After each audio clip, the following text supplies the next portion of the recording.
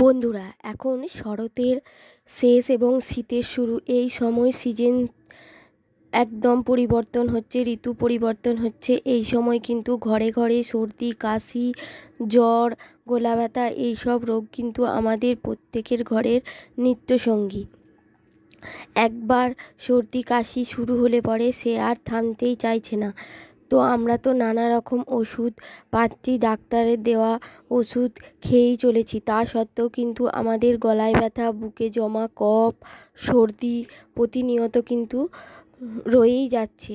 ওষুধ খাওয়া মাত্রই হচ্ছে, আবার যেই কে সেই হয়ে যাচ্ছে। তবে আমরা যদি পুরনো দিনের ঠাকুমা দিদিমাদের রেমেডিগুলি ফলো করে চলি, তাহলে কিন্তু আমাদের এই সর্দি কাশি কিন্তু সহজেই কমে যেতে পারে। তো নমস্কার বন্ধুরা, সাবুর লাইফস্টাইল চ্যানেলে আপনাদের সকলকে স্বাগত। আজকে আমি সেই রকমই একটি রেমেডি আপনাদের কাছে শেয়ার করব, যাতে ঘরোয়াভাবে সহজেই কিভাবে সর্দি কাশি, বুকে জমা কফ সহজেই দূর করতে পারবেন। তো দেখুন বন্ধুরা, আমি একটি সসপ্যান নিয়ে নিয়েছি। তাতে আমি 3 কাপ পরিমাণ জল দিয়ে দিচ্ছি। তো 2 কাপ দেওয়া হয়ে গেছে দেখুন বন্ধুরা, আর 1 কাপ আমি জল দিয়ে দেবো।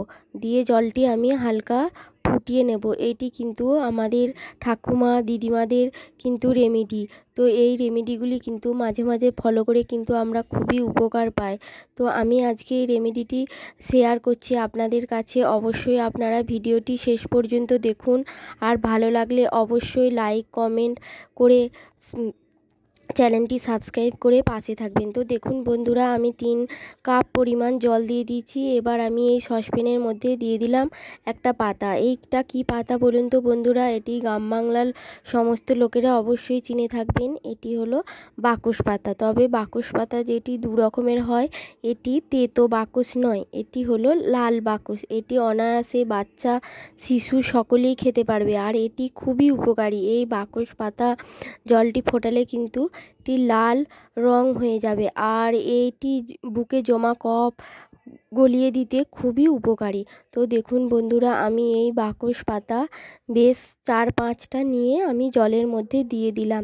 এরপর আমি জলটা একটু ফুট ধরলে পরে আমি পরবর্তী উপকরণগুলি দিচ্ছি। তবে বন্ধুরা দেখতে থাকুন, শেষ পর্যন্ত অবশ্যই ভিডিওটা দেখবেন, তবেই কিন্তু পুরোপুরি রেমেডিটি বুঝতে পারবেন। এবং এই রেমেডিটি একটি খুবই উপকারী রেমেডি। আমি নিজে এটি ব্যবহার করে অনেক উপকার পাই। তো সেই জন্য আমি এটি আপনাদের সামনে শেয়ার করছি। তো দেখুন বন্ধুরা, জলের মধ্যে ফুট ধরে গেছে। এরপর আমি পরবর্তী যেই উপকরণটি দিচ্ছি সেটা দেখুন বন্ধুরা, এই যে আমার হাতে আছে এমনি নর্মাল যে তুলসী পাতা হয়, সেই তুলসী পাতা। এই তুলসী পাতার উপকার তো বন্ধুরা আপনারা সকলেই জানেন। এমনিতেও আমরা সর্দি কাশি হলে শুধু তুলসী পাতার রস আর মধু দিয়ে খেয়ে নিই, এতেই কিন্তু আমাদের অনেক উপকার হয়। আর এই তুলসী পাতার জল ফোটালে আরও অনেক উপকার পাওয়া যায়। আর এটা দিলাম আমি রাম তুলসী সর্দি কাশির অব্যর্থ। এর উপকার, এর জুড়ি যত না বলবো ততই ভালো। তো দেখুন বন্ধুরা, তারপর আমি দিয়ে দিচ্ছি আদার পেস্ট। এই আদাকে আমি পেস্ট করে নিয়েছি। আদার রসও এমনি খাওয়া যেতে পারে। তো বন্ধুরা, আমি এটিকে এই গরম জলের মধ্যে দিয়ে দিলাম। তো এরপর এই 3টি যে উপকরণগুলি দিলাম, এগুলি কিন্তু আমি পরপর দেওয়ার পর আমি ফুটিয়ে নেব। তো দেখুন বন্ধুরা, জলের কালার অলরেডি আমার লালচে রং ধরে নিয়েছে। তো আরও বেশ কিছুক্ষণ ফোটাবো। একবারে জলটা যখন লাল হয়ে যাবে, তারপর আমি দিয়ে দিচ্ছি, এটা হচ্ছে দুলালের তাল মিছরি। তো অবশ্যই বন্ধুরা আপনারা জানেন যে তাল মিছরি সর্দি কাশির জন্য কতটা উপকারী। এমনি বাচ্চাদের কিন্তু ঠান্ডার জন্য, বা আমরা বড়রাও কিন্তু ঠান্ডার জন্য এই তাল মিছরি ব্যবহার করে থাকি। তো দেখুন, আমি এর মধ্যে তাল মিছরি দিয়ে দিলাম। আর এরপর দিচ্ছি যে লাল নুন হয়, অর্থাৎ যে এপসাম সল্ট আমরা যেটাকে বলি, সেটা দিচ্ছি। এই নুন কিন্তু আমরা যে গলায় ব্যথা হলে আমরা যে নুন দিয়ে গার্গল করি, এতে কিন্তু আমার গলাটাও ছেড়ে যায়। আর এটি যেহেতু আমি গরম হিসাবে পান করব, সেই কারণে আমি নুনটি দিলাম। এতে পরে কি, গলার মধ্যে যে খুসখুসে ভাব ব্যথা এই সমস্ত এই নুনটা দেওয়ার পর কিন্তু চলে যাবে। আর যে আদাটি দিলাম, এই আদা কিন্তু আমাদের গলার ব্যথা, গলার খুসখুস এই সমস্ত যেসব জিনিসগুলো আমাদের গলার মধ্যে থাকে সেইগুলো কিন্তু খুব সহজেই কেটে যাবে।